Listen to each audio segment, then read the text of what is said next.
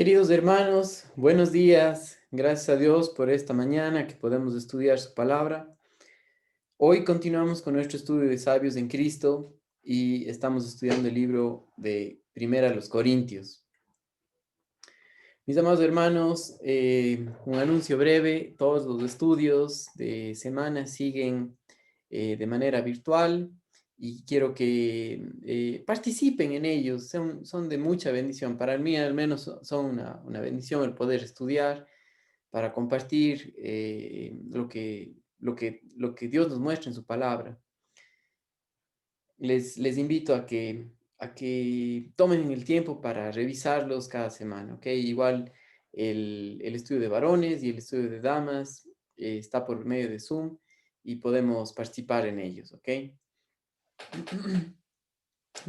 Mis amados hermanos, déjenme hacer una oración en esta mañana y empezamos enseguida con nuestro estudio. Entonces, les invito a que estén listos en su casa y poder estudiar juntos en esta mañana. Padre Santo, te doy gracias por esta mañana, porque solamente tú, mi Dios, pones en nosotros el deseo de estudiar. Te doy gracias porque eh, hoy, mi Dios, eh, nos encontramos aquí para aprender de ti, Señor, conocerte y ver lo que tú estás haciendo a través de la iglesia, Señor, en este mundo. Gracias por todo lo que somos en Cristo Jesús, lo que nos has dado, el Espíritu Santo, Señor, y porque Él es el único Maestro que nos enseña y nos abre los ojos y nos da el poder para caminar de acuerdo a tu voluntad, Señor. En Cristo Jesús oro por cada familia de nuestra iglesia en Cuenca, como los hermanos que también nos ven en otras partes del mundo, Señor. En Cristo Jesús oramos. Amén. Mis amados hermanos, estamos en el capítulo 5 y la semana pasada nosotros vimos la primera parte donde Pablo muestra a los creyentes corintios que otra razón por la cual ellos estaban en la carne o ellos estaban mal era que como iglesia se habían envanecido en lugar de preocuparse por un hermano que estaba andando en pecado y eso mostraba una separación de Dios, un caminar en la carne, en caminar en una miseria. Y la iglesia, los creyentes como creyentes dentro de la iglesia local, no les importó la necesidad de este hermano, sino que siguieron adelante como si nada y más bien se jactaban de que tenían una mente abierta para recibir a tal hermano y que ellos seguían adelante. Pero Pablo muestra que su actitud era equivocada, era una actitud satánica, ¿sí? Que a Satanás no le importa nada más que él mismo.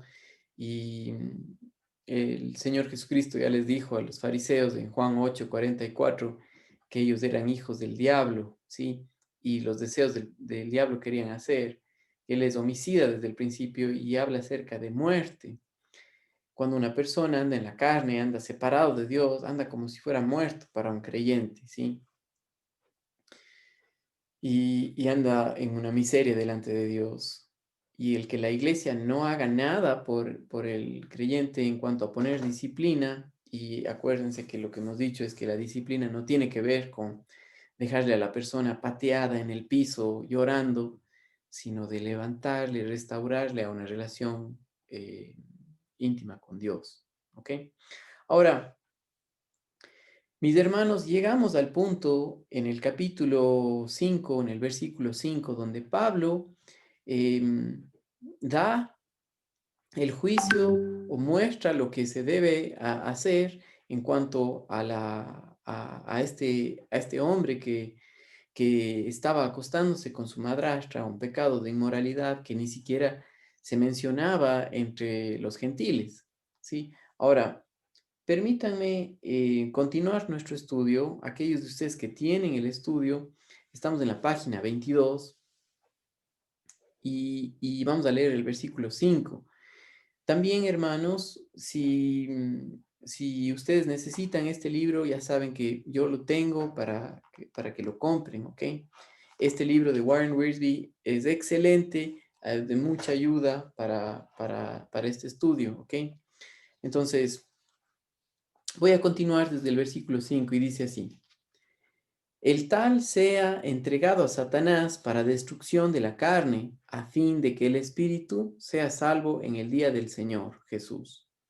Primera de Corintios 5, 5. Ahora, mis amados hermanos, cuando nosotros empezamos a leer este pasaje de Primera de los Corintios, teníamos como preámbulo de que ya Pablo mostró que en los capítulos 1 y 2, que ellos delante de Dios eran vistos como santos y que el propósito de Pablo no era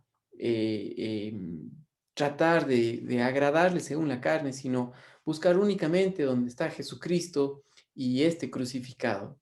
Y ese era el enfoque. También Pablo les dijo que estaban en la carne. También Pablo les dijo en el capítulo 3 y en el versículo 13 que estas cosas solamente se puede enseñar de manera espiritual. Por ejemplo, miren lo que dice en el capítulo 2 y el versículo 13, dice, lo cual también hablamos no con palabras enseñadas por sabiduría humana, sino con palabras que enseña el Espíritu, acomodando lo espiritual a lo espiritual.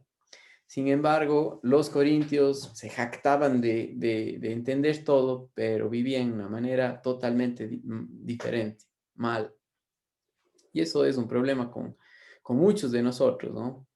Pensamos que estamos muy bien según nuestro propio criterio, pero cuando nos enfrentamos a la Biblia, a la palabra de Dios, lo que Él nos muestra, vemos que estamos equivocados, ¿sí? Cuando reconocemos que estamos mal.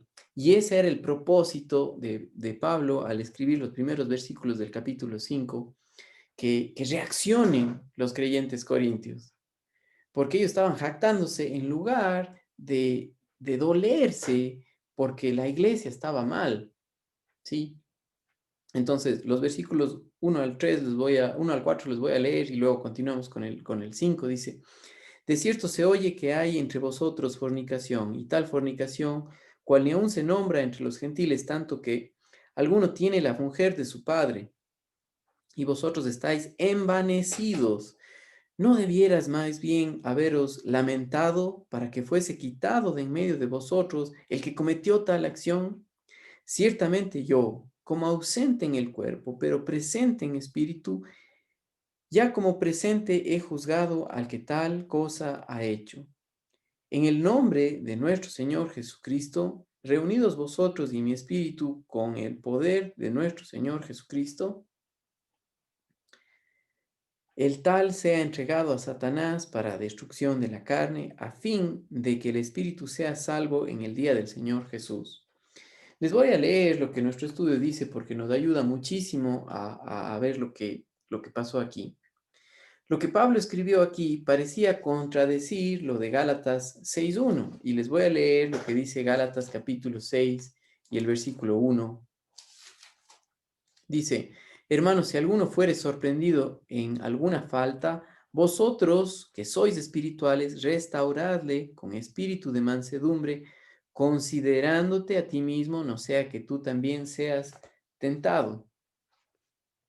Pero note la razón por la cual entrega a Satanás a esa persona.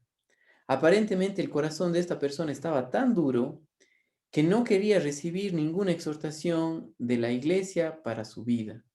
Así que Pablo escribió que el Señor lo excomunicaba de la iglesia y que Dios permitiría a Satanás destruir su vida física. La meta de la destrucción sería que el hermano viera la perversidad de su carne y así producir su restauración a la comunión con el Señor. La versión amplificada traduce de esta manera, y pongan mucha atención porque esto nos ayuda. Deben entregar a este hermano a Satanás para que sea disciplinado físicamente, para destruir su lujuria carnal, la que le impulse a cometer incesto, para que su espíritu sea salvo en el día de nuestro Señor Jesucristo. Ahora, el propósito de la disciplina en la iglesia nuevamente no es dejarle a la persona en el piso, Y dice aquí, el propósito de la disciplina de la iglesia no es juzgar ni condenar a los creyentes por su pecado. No es ese, porque el que hizo eso fue el Señor. El castigo por el pecado, Cristo lo cargó cuando murió en la cruz, ¿sí? Tu pecado y el mío fue juzgado con la muerte de Jesucristo, ¿sí? Romanos capítulo 6 y el versículo 23 dice, porque la paga del pecado es muerte. Y esa fue la muerte del Hijo de Dios, que se hizo hombre, que tomó nuestro pecado, que tomó nuestro lugar, que fue nuestro representante. Y Dios juzgó, castigó el pecado con la muerte. Ahora, dice aquí, sin embargo, cuando los creyentes pecan es porque andan en la carne y de esa manera están separados de la comunión con Dios y de su espíritu. Esto es muy importante, hermanos amados, porque cuando un creyente peca, lo que hace es que está peleando con Dios. Y el estar sin la comunión con Dios, ese era el problema de este hermano en la iglesia de Corinto, ¿sí? Estaba andando en rebeldía con Dios, ¿sí? Ahora, el problema no era que él era el único, sino que el resto, aunque no tenía un pecado de inmoralidad como el que él cargaba, tenían un pecado de orgullo, de una actitud egocéntrica que no les importaba ver al hermano sufrir en la carne, porque todo creyente que tiene el Espíritu Santo no le deja, está contristado, ¿sí? Y se siente mal, ¿ya? Y le dejaron que siga ahí y que pase hasta que ya no le importó. Y era un problema de la iglesia. Ahora, quiero compartir con ustedes lo que este libro de Sabios en Cristo, escrito por Warren Wiersbe, muestra en cuanto a esta actitud de los creyentes corintios y dice, ellos debían juzgar el pecado, en tanto que los creyentes no tienen que juzgar los motivos de los demás, y es decir, de los de fuera de la iglesia, de los que no son creyentes. Para nosotros Dios no nos puso aquí para estar juzgándoles a ellos, ¿sí? Porque Dios ya les juzgó en Cristo Jesús y toda persona que no ha nacido de nuevo y que muere sin Cristo, igual un día va a ser juzgado por el Señor, ya sea para condenación, ¿sí? Ahora, dice aquí, Mateo 7 del 1 al 5, y eso quiero que revisemos por un segundo, que no nos toca a nosotros juzgar los pecados de la gente fuera de la iglesia, ¿ok? Entonces miren conmigo en Mateo capítulo 7, los versículos del 1 al 4.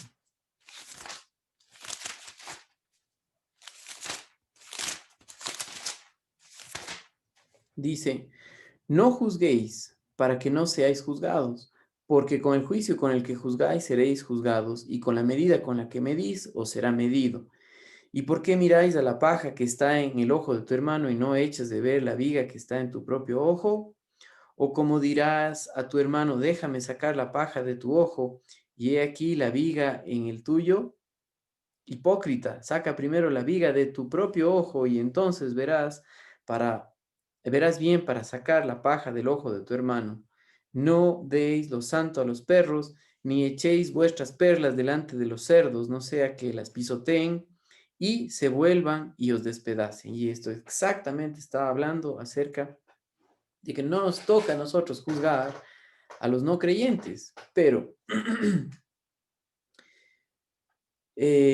ciertamente se espera que sean sinceros en cuanto a la conducta con los otros.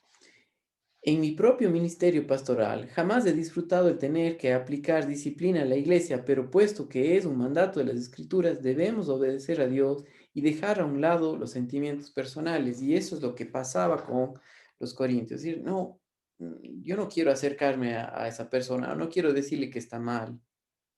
Y ese era el problema de la iglesia, de no tomar una acción con el propósito de restaurar a la persona a una relación íntima con Dios, ¿sí? Hermanos amados, cada vez que estudio esto, veo lo mucho que como iglesia necesitamos crecer espiritualmente y vivir enfocados en Él, ¿sí? Lo mucho que necesitamos y cuán parecidos estamos nosotros con una actitud de orgullo como la que tenían los creyentes corintios. Miren, amados hermanos, les sigo leyendo. Dice aquí Pablo describe una reunión oficial de la iglesia en la cual tratan al ofensor de acuerdo a las instrucciones divinas. El pecado público debe ser juzgado y condenado públicamente. El pecado no se debía barrer o esconder debajo de la alfombra, porque después de todo era ampliamente sabido, aún entre los incrédulos que estaban fuera de la iglesia. La iglesia tenía que reunirse y excomulgar al ofensor. Ahora, fíjense muy bien estas palabras que dice aquí. Fíjense en las palabras que utilizó Pablo para darles instrucciones. Que fuese quitado de en medio de vosotros. ¿Sí? 2, que sea entregado a Satanás. En el versículo 5 dice, limpiaos. Y en el versículo 13 dice, quitad. Pablo no estaba sugiriendo que trataran al ofensor con suavidad. Desde luego, damos por sentado que, en primer lugar, los líderes espirituales de la iglesia intentaron personalmente restaurar al hombre. Esto se tenía que hacer mediante la autoridad de Jesucristo, en su nombre y no simplemente bajo la autoridad de la iglesia local. La membresía de la iglesia es una cosa seria y no se debe tratar de manera liviana o descuidadamente. ¿Sí? Y eso para nosotros es muy importante. Ahora, cuando pensamos en el bienestar de la otra persona, solamente cuando estamos caminando en dependencia del Espíritu Santo. Solamente cuando vemos que el andar en la carne produce un dolor tremendo. Eh, Algunas veces me ha tocado hacer esto. En ocasiones reaccionan bien, en otras ocasiones le rechazan a uno como si fuera uno el malo.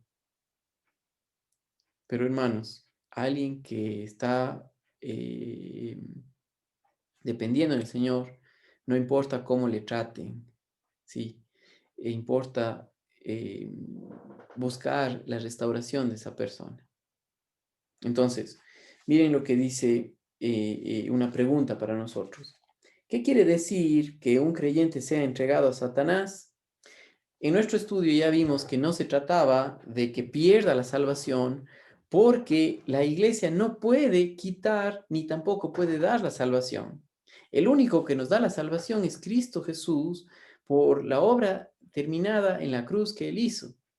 ¿Sí? Entonces la salvación no se puede perder porque yo digo, ¿sí? O porque la iglesia lo dice. No. El punto aquí es que estaban pidiendo que Satanás, o lo que debían pedir es que Satanás golpee su carne, su cuerpo, para que en esa necesidad busque a Dios. ¿Ya? Ahora, les leo lo que dice aquí.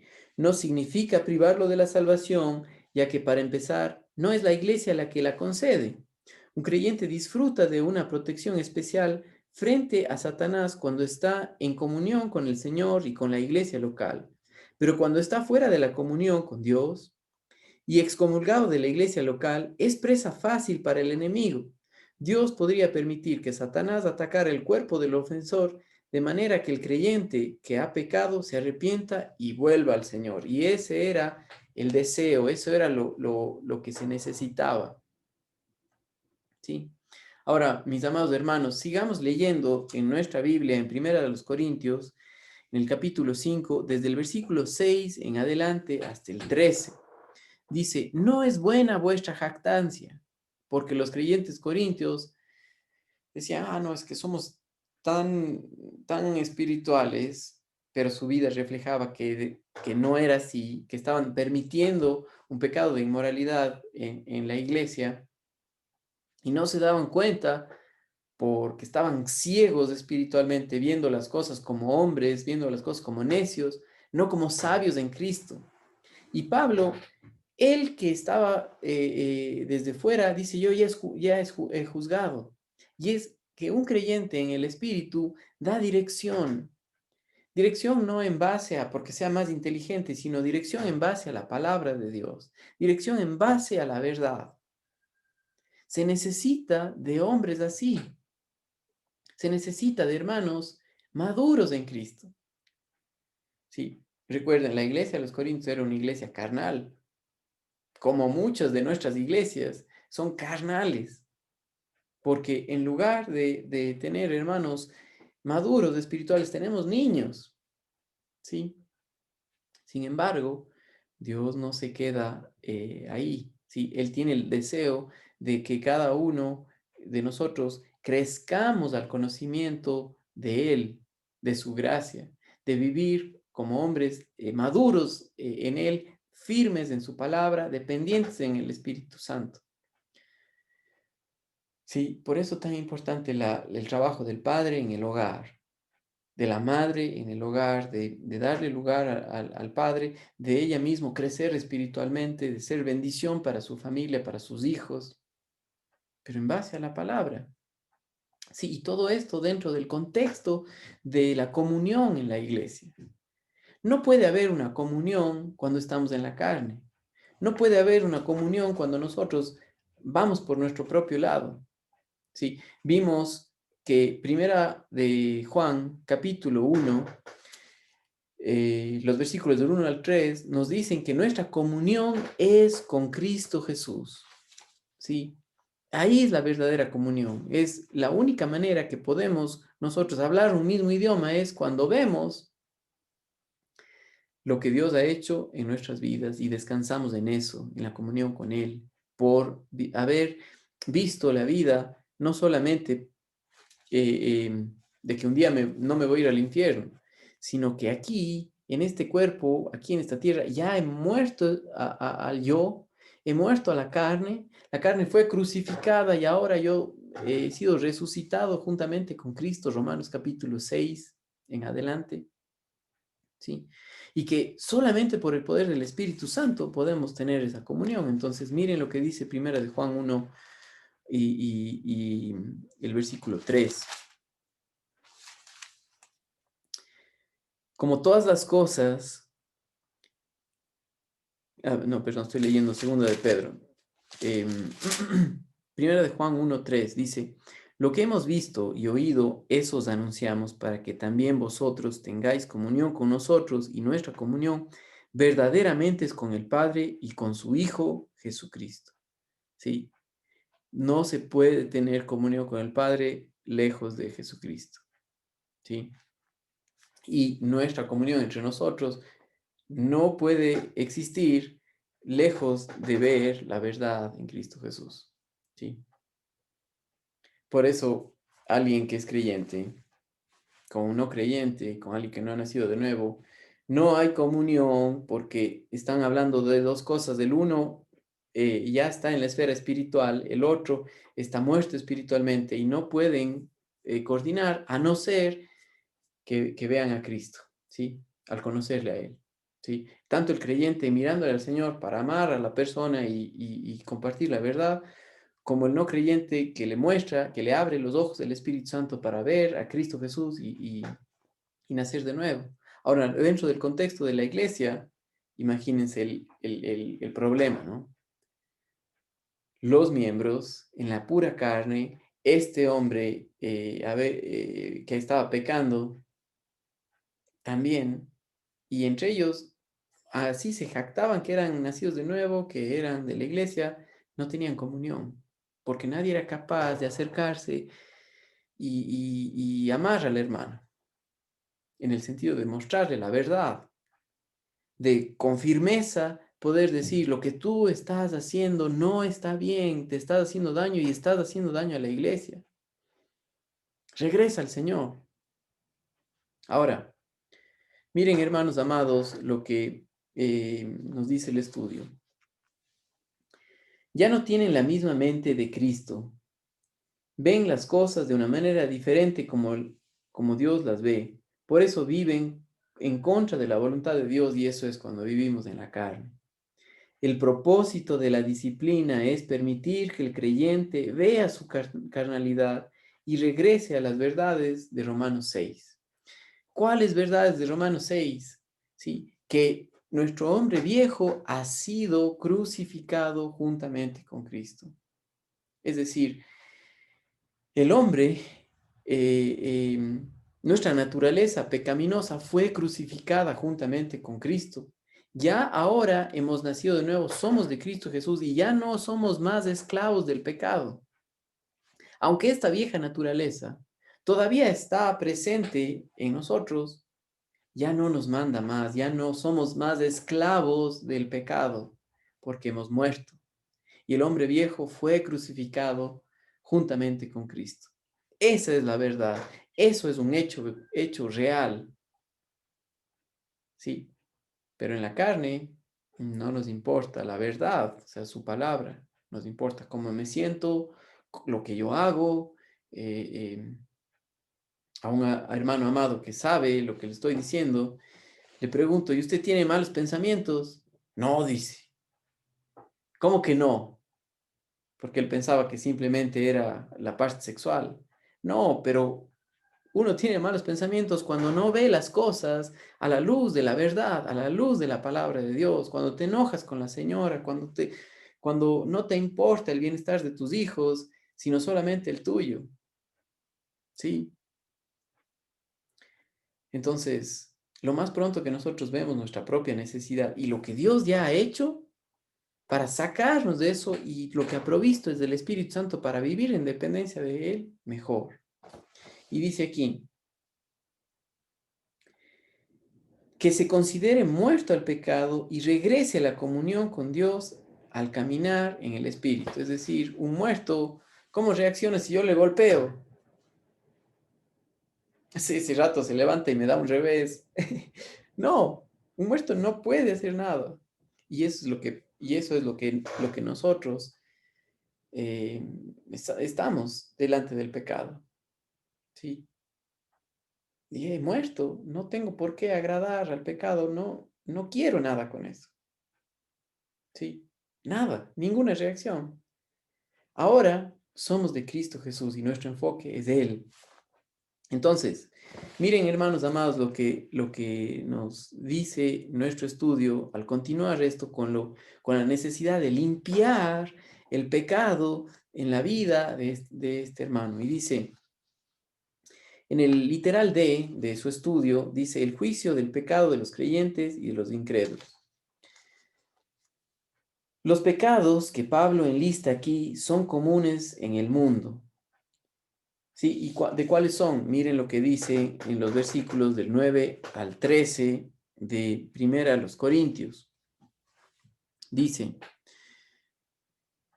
os he escrito por carta que no os juntéis con los fornicarios, no absolutamente con los fornicarios de este mundo, o con los avaros, o con los ladrones, o con los idólatres, pues en tal caso sería necesario salir del mundo. Más bien os escribí que no os juntéis con ninguno que llamándose hermano fuere fornicario o avaro o idólatra o maldiciente o borracho o ladrón, con el tal ni aun comáis. ¿Por qué? Los versículos anteriores, los versículos del 6 al 8 nos dicen la razón. Miren lo que dice, no es buena vuestra jactancia, ¿no sabéis que un poco de levadura leuda toda la masa? A mí me encanta hacer pan, ¿sí? Y estoy aprendiendo a cómo hacerlo, ¿no? Y se utiliza algo, la levadura, que es poquitito en relación a toda la cantidad de harina y de agua y de sal. Es bien poquito, pero eso es suficiente para hacer que la masa crezca, ¿ya? Y luego de eso es imposible separarla, porque ya está contaminada la masa, si le vemos de esa manera. ¿Ok? Y ese es el ejemplo que Pablo está dando aquí. Dice, no es buena vuestra jactancia. ¿No sabéis que un poco de levadura leuda toda la masa? Limpiaos pues de la vieja levadura, para que seáis masa nueva, sin levadura como sois, porque nuestra Pascua es Cristo, ya fue crucificada por nosotros. Es decir, que en tu pensamiento, que en tu vida, lo único que esté ahí sea a Cristo Jesús. Pablo ya les dijo a ellos, pongo una pausa aquí, y miren conmigo lo que él les dijo en Romanos, perdón, en 1 Corintios, capítulo 2 y el versículo 2. Pues me propuse no saber entre vosotros cosa alguna, sino a Jesucristo y a este crucificado. Y en el versículo 18 del capítulo 1 dice, porque la palabra de la cruz es locura para los que se pierden, pero para nosotros, pero para los que se salvan, esto es a nosotros, es poder de Dios. Y habla acerca de la cruz, habla acerca de la vida, de la masa nueva que es Cristo. Habla acerca de la comunión entre los unos de los otros, y es eso solamente posible en Cristo Jesús. Pero cuando yo estoy viendo mi propia actitud orgullosa o mi propio comportamiento y despreciando a los otros por cómo se comportan y no veo a Cristo, hay muchos problemas. ¿Sí? Hay muchos problemas cuando eso pasa. Ahora, mis hermanos amados, miren lo que dice aquí. Limpiaos pues de la vieja levadura para que seáis masa, nueva masa, sin levadura como sois, porque nuestra Pascua, que es Cristo, ya fue sacrificada por nosotros. Así que celebremos la fiesta, no con la vieja levadura, y es decir, no en la carne, no con una mentalidad mundana, como necios, necios paganos, sino como sabios en Cristo. Es decir, ver las cosas como Dios las ve y involucra que hemos muerto juntamente con Él y que hemos resucitado y que la vida de Jesucristo produce el amor a una persona que está andando mal para traerle y decirle, lo que tú estás haciendo está mal, hermano, sal de ahí, de esa miseria. Regresa a la comunión con tu Señor. Sí, pero en la carne no nos importa nadie más que nosotros mismos. Entonces, les leo este comentario de Warren Wiersbe respecto a esta parte. Dice, la imagen que aparece aquí es la cena de la Pascua de Éxodo 12. Jesús es el Cordero de Dios que derramó su sangre para limpiarnos del pecado. ¿Sí? Juan capítulo 1 y el versículo 29, Juan el Bautista dijo, he ahí el Cordero de Dios que quita el pecado del mundo, cuando le vio. ¿Sí? El Cordero que nació en un pesebre. ¿Sí? No era una coincidencia. El Cordero que fue sacrificado en la Pascua, en la salida de Egipto del pueblo de Israel. ¿Sí? ¿Qué tenían que hacer? Ver que todo esté limpio, que no exista levadura alguna para dañar lo que estaban haciendo. Y dice aquí, los judíos que estaban en Egipto fueron librados de la muerte al aplicar la sangre del cordero. Luego de colocar la sangre, las familias judías comieron la Pascua. Uno de los requisitos era que no se hallara levadura ninguna en ninguna de sus moradas. Aún el pan para la fiesta debía ser sin levadura. La levadura es un cuadro del pecado. Es pequeña, pero poderosa. Obra en secreto, agranda la masa y se esparce. Y lo mismo pasa con la iglesia local. Tú dejas pasar eso. Tú dejas pasar en tu propia vida esa actitud fea, rebelde, orgullosa y afecta a tus hijos, afecta a tu esposa. Dentro del contexto de la iglesia, ellos por orgullosos dejaron que eso pase y iba a afectar a toda la iglesia. ¿Sí? Cuando nosotros leemos en Apocalipsis, vemos que él dice, quitaré el candelero de vuestro lugar, en Apocalipsis 2, y hablaba acerca del testimonio de Dios, de la vida de Jesucristo, del Espíritu Santo. Ya no tenían testimonio frente a los otros.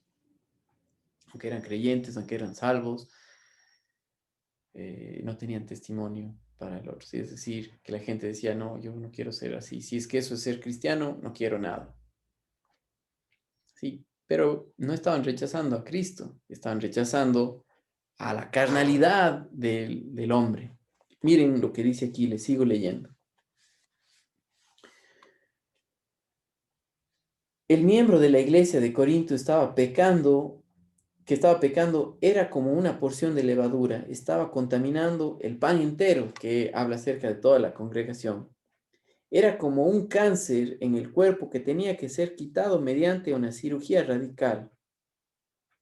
La iglesia debe limpiarse de la vieja levadura, las cosas que le pertenecen a la vida antigua, es decir, a lo que somos en Adán. ¿Sí? En Adán, miedosos, en Adán, orgullosos, en Adán, rebeldes, en Adán, incrédulos. En Adán no nos importa más que el yo, nosotros mismos. Y dice aquí, también la iglesia debe limpiarse de la vieja levadura, las cosas que pertenecen a la antigua vida antes de haber confiado en Jesucristo. También debemos despojarnos de la malicia y la maldad. Había muchísima animosidad entre los miembros de la iglesia de Corintio, ¿sí?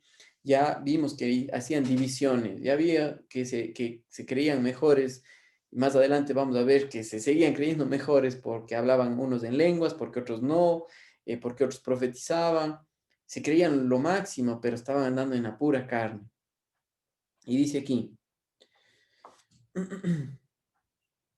también debemos despojarnos de la malicia y la maldad y reemplazarlas con la sinceridad y la verdad, tal como en el caso de un pan, en 1 Corintios 10, 17, y déjenme leerles lo que dice aquí en 1 Corintios capítulo 10 y el versículo 17. Siendo uno solo el pan, nosotros, con ser muchos, somos un cuerpo, pues todos participamos de aquel mismo pan, y habla acerca del pan del cielo, de Jesucristo, el Cordero de Dios, que no tenía pecado. En Él estamos perfectos, en Él somos limpios, y es la posición que tenemos, que es por el Espíritu Santo podemos vivirla en nuestra condición aquí en esta tierra. Ahora, miren lo que dice aquí. La iglesia local debe ser tan pura como sea posible. Sin embargo, la iglesia no debe juzgar ni condenar a los que están fuera de la fe. Este juicio es futuro y es exactamente eso lo que nosotros vemos en 1 Corintios, los versículos 9 en adelante. ¿Sí? No nos toca a nosotros juzgarles porque ese juicio Dios lo va a hacer. Miren ustedes conmigo en nuestro estudio del folleto, dice, los pecados que Pablo enlista aquí son comunes en el mundo. Si cualquier creyente es conocido por practicar estos pecados, el pecado predomina en su vida. Entonces, debe ser excomunicado de la iglesia con el propósito de que Dios permita a Satanás que destruya su vida física. La esperanza es que su vida espiritual sea restaurada. Note que Pablo dice esto solamente con respecto a los creyentes. Los incrédulos no tienen otra alternativa sino que caminar en pecado. A ellos Dios les juzgará. ¿Sí? Y les termino de leer esta porción. Hermanos amados, por favor, inviertan en algo así porque nos ayuda mucho. ¿Ok? Dice, sin embargo, la iglesia no debe juzgar ni condenar a los que están fuera de la fe. Ese es juicio futuro y Dios se ocupará de él. Los versículos del 9 al 13 que acabamos de leer, Pablo volvió a enfatizar la importancia de la separación del mundo. Los creyentes no tienen que aislarse, escuche bien esto, sino separarse. No podemos evitar el contacto con los pecadores, pero sí podemos evitar la contaminación de parte de ellos, ¿sí? Uno necesita estar o más bien es parte de este mundo, pero ojo, solamente es posible vivir en este mundo por el poder del Espíritu Santo, viendo las cosas como Dios las ve. Y aquí recuerden lo que dijo el Señor Jesucristo: en el mundo tendréis aflicción, seréis rechazados, pero los que son de Él, los que el Espíritu Santo llama, ven a alguien que está viviendo la vida de Jesucristo como una esperanza. Es decir, yo quiero eso que Él tiene porque eso es de Dios. Ahora, les sigo leyendo para terminar esta sección. Dice, Si uno que profesa ser creyente, escúchenme bien, y este era el problema de los, en los Corintios con este hermano. Si uno que profesa ser creyente es culpable de los pecados que se nombran aquí, estoy refiriéndome a los versículos del 9 al 13 de 1 Corintios 5, entonces la iglesia debe ocuparse de él.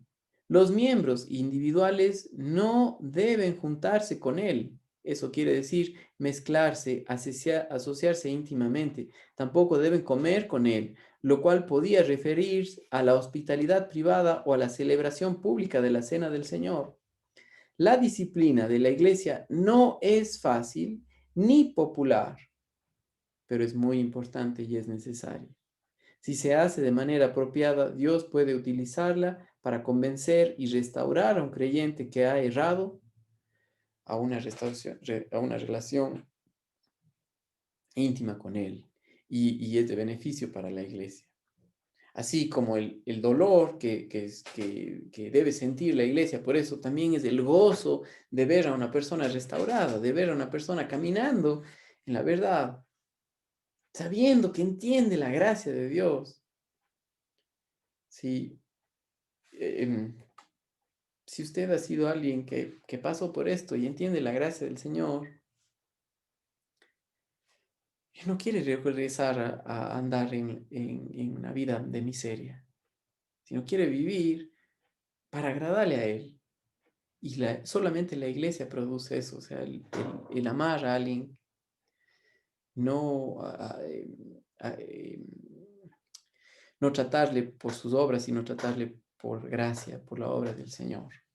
¿Sí? Porque acuérdense, así llegamos a Cristo. Por gracia, no por nuestras obras, por gracia. Y miren lo que dice aquí. La disciplina de la iglesia no es fácil ni popular, pero es importante. Si se hace de manera apropiada, Dios puede utilizar para convencer y restaurar a un creyente que ha errado. Segunda de Corintios 2, del 1 al 11, indica que este hombre sí se arrepintió y fue restaurado a la comunión. ¿Sí? ¡Qué lindo! Dios es soberano y Él hace su obra y utiliza a la iglesia para bien, para cuidar de otros. Entonces, sí es posible que una persona regrese a la verdad. Les leo la conclusión de nuestro estudio. Dice, nuestra parte en todo esto es caminar por fe y en el Espíritu, presentándonos a Dios para su posesión y uso. Dios ama a cada creyente y conoce íntimamente sus corazones y cada una de sus necesidades. Al caminar en el Espíritu, presentándonos a Él, Dios hará lo que sea necesario en las vidas de las personas con las que tenemos en contacto, ¿sí? Nuestro enfoque es Él, nuestro enfoque es Cristo Jesús, la obra terminada de Él en nuestras propias vidas y como iglesia para cuidar de los otros. Al caminar en el Espíritu, nuestra tarea no es analizar a cada creyente para convencerles de lo malo que hacen, sino caminar en el Espíritu. Esa es nuestra única tarea, creer en Él, confiar en el Señor. Y Dios nos capacitará para que su deseo y voluntad sean hechos en y a través de nosotros. Qué tremendo cómo Dios obra. Entonces, que mejor sea esto un mensaje de esperanza para saber cómo trabaja la iglesia, para valorar a la iglesia, para amar lo que Dios ama, ¿sí? Y es a los creyentes, a sus hijos, al contexto de la iglesia local, ¿sí? Si usted está andando solo, no está bien, hermano, no está bien. Si piensa que por reunirse, por ver un video y no tener contacto con nadie de los creyentes, no ayuda, eso no está bien. Se necesita el contexto de la iglesia. El pastor, los ancianos, los diáconos, los miembros, porque todos ellos, todos formamos parte de la iglesia y nos necesitamos los unos de los otros. Hay la necesidad profunda de ese contacto. ¿Ok? Sí, así sea por teléfono, por lo que sea, se necesita. ¿Ok? Mis amados hermanos, gracias a Dios por su palabra y que podemos estudiar por medio del, del Internet por ahora y estar en contacto los unos con los otros, ¿ok? Gracias a Dios. Seguimos estudiando su palabra en Sabios en Cristo la próxima semana. Saludos, hermanos amados.